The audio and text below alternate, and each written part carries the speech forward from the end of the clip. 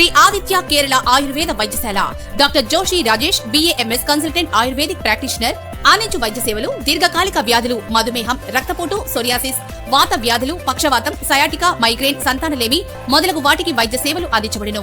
Hospital నందు అందించు పంచకర్మ సేవలు అభ్యంగన, బాష్పస్వేదం, వమనం, విరేచనం, రక్త మోక్షణం, నస్యకర్మ, అక్షితర్పణం, కటివస్తి, జానువస్తి, శిరోధార, శిరోవస్తి. మా హాస్పిటల్ నందు అధునాతన ల్యాబ్ సౌకర్యం కలదు. శ్రీ ఆదిత్య కేరళ ఆయుర్వేద వైద్యశాల, అద్దంకి రోడ్, దర్శి.